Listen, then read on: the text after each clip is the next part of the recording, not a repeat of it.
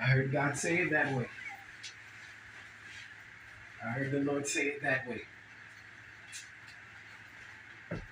Stop letting me wash your affinities and let me wash your afflictions.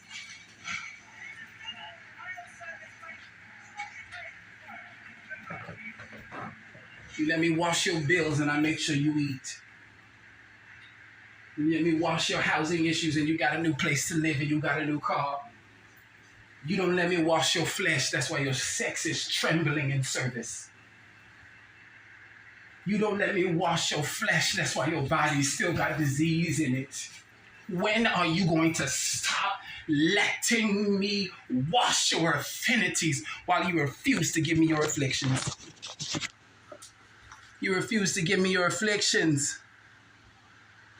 If any have caused grief, he have not grieved me, but in part, that I may not overcharge you all. Sufficient to such a man is this punishment which was inflicted of many. For out of much affliction and anguish of heart I wrote unto you with many tears, not that ye should be grieved, but that you may know love which I have more abundantly unto you. 2 Corinthians 4-6. Did not read them in order. God's not telling you about your flesh to beat your tail. Hello. Take your loin and put it on the altar. But for real though, it was spoken unto us today by Bishop Gaines. Bishop Edgar Gaines said, I wanted to talk to you about trouble don't last always. And somewhere along the line in that sermon, what he said today was, we do all this shouting because the message of the month was power and praise. We do it shouting and the tongue speaking and the dancing and the hand waving. And suddenly when service is over and the amens and ashes and bye-bye friends and may the Lord watch between me and thee while we are absent have taken place, we put down all our praise garments, we put down all our tongue speaking and fire baptizedness, and God's going to work it out and God's fixing everything for me, and we pick up the ails. I gotta call them afflictions, yes? We pick up the affliction like we didn't just dance over it. And God is saying again, when are you going to stop giving me your affinities? We get glad about when God do stuff that we've been asking for. We don't rejoice when God try to touch stuff that we don't tell nobody about. We don't like it when it look like the prophet looking in on your business. We don't like that stuff when God trying to get what's dirty in your spirit cleaned. It's not about being dirty of soul and dirty of inheritance. It's about being soiled by the traumas of life, by the misdecisions and misguidings and the miseducations and the misrepresentations and all of the misgivings that life had to offer you for you to be so stained enough to realize that you need to stretch out and give God your affliction.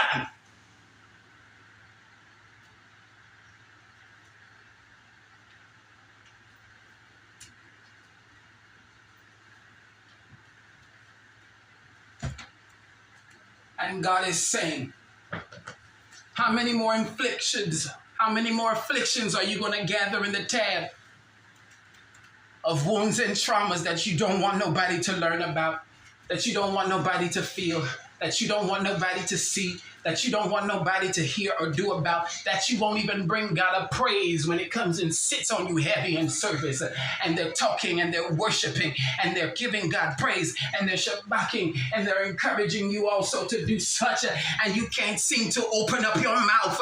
You can't seem to get up out of your mind. You can't seem to stop focusing on your affinity, such that your affliction has you bound to your seat, has your mouth nailed shut, and your hands at your side that you can't rejoice like you keep asking God to give you a rejoicing spirit.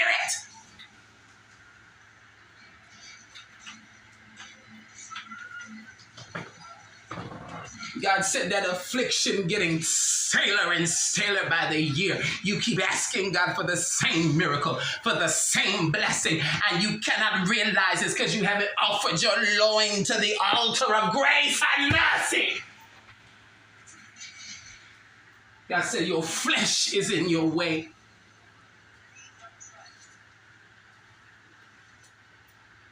And it's not just what brings us down into the lower.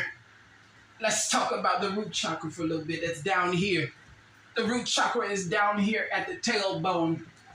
Most where genitalia begin. But the root chakra, the energy portal in the back of your spine, the thunder that God had created to hold your spine together in your neurological system. It's often addressed as the root chakra in Hinduism. That place is the seat of security and feelings of wellness and stableness and stillness and fearlessness, which means it houses pain and doubt and fearfulness and paranoia and unfocused thoughts.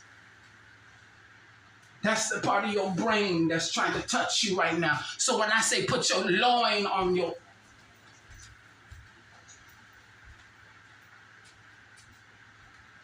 When I say it's because you have not put your flesh on the... Because we tremble when we hear the word loins. I know you tremble when you hear the word cancer.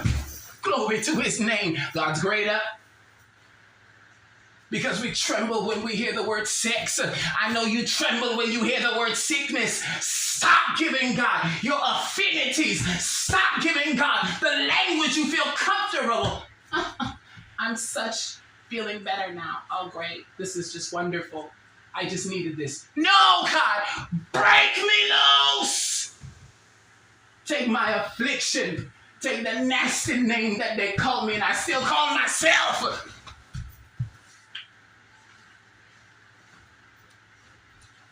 Take the shame that was projected on me for what I've done and the shame I keep breathing in myself. And fix me, God, from my affliction to my affinity, not the other way around. Don't improve what's going good. God, break the mess off of me.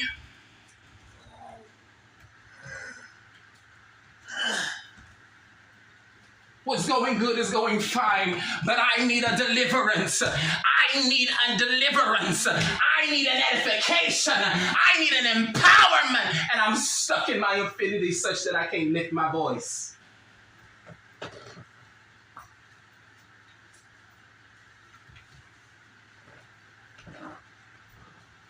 God said when you're ready to face your affliction, you're going to be ready to face your praise.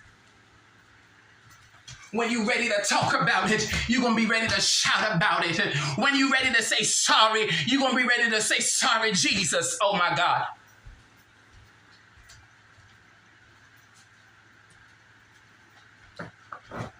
When you're ready to face it, you're going to be ready to fix it. And when you're ready to fix it, you'll be able to surrender it. And when you surrender it, God can handle it. But God won't snatch nothing out of your clutch that you clutching to you closer than thee that madeth thee.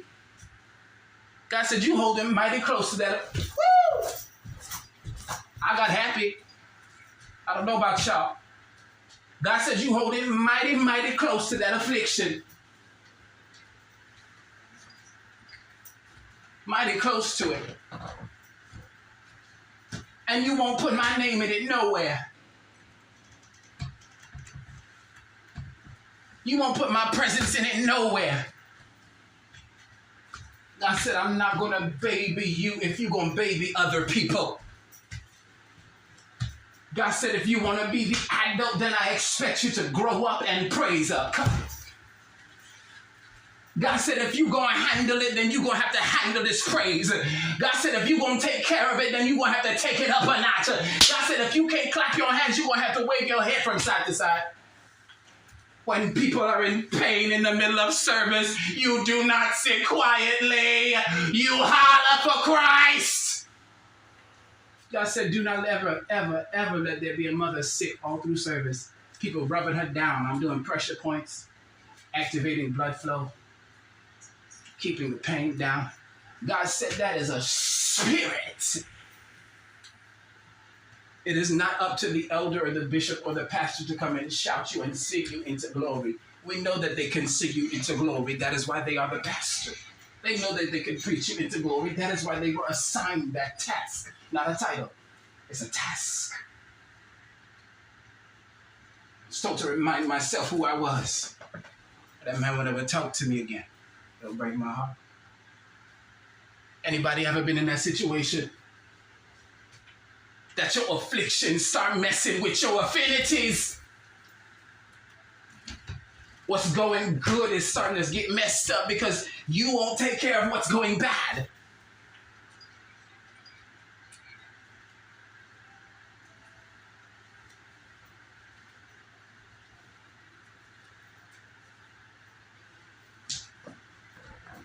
God said your affinity is not where your praise is going to be born.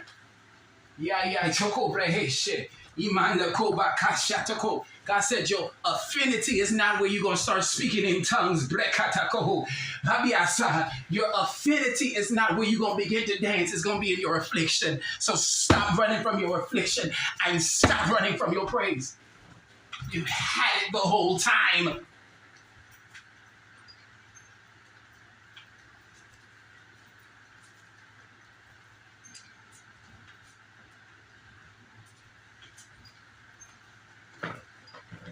You've had it the whole time.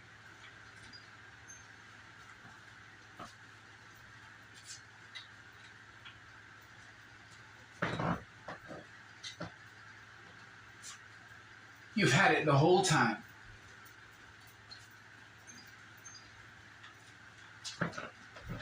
God said, I'm waiting for you to stand up in service and face the affliction that made you get out of your bed this morning and want to come. The problem is we know that there is the affliction and we deal with it when we get home. Fret not, Pastor Lynn said many years ago. Faint not, she said. Don't worry and don't give up. When you get home and your affliction is waiting to slap you up at the door some more.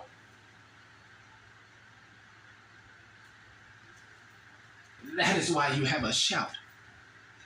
It is your praise that slaps up your affliction. It is your praise that beats up the disease that's trying to beat up your body. It's your praise that pushes animosity out of your household when it's trying to choke the life out of you in your life. It is your praise that moves your affinity out of the face of God and stops showing God your pretty, shiny self and puts your affliction at the forefront of the table.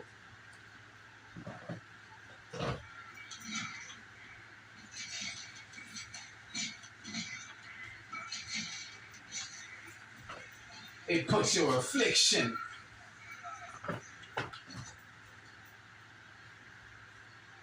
at the forefront of God's attention because you have now stopped running and hiding, cowering, as if God didn't know all about your affliction. And God is saying, when are you going to bring me your affliction and stop bringing me your affinities? I don't want to touch your affinities. I didn't tell you this to bring you grief, make you upset. But it's a rebuke. And rebukes are not here to break us and make us upset. The rebuke is present to deliver when the praise did not activate the miracle. There was a miracle in that house today. Now tomorrow we have to see what the doctor says. But the doctor was in. He's a doctor.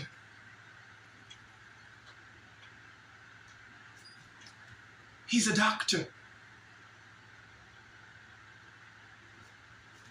We sing the same songs all the time because we do not get the message yet. When we get the message, we will understand. He's a doctor. Stop giving me your affinities and give me your afflictions. That's all I hear.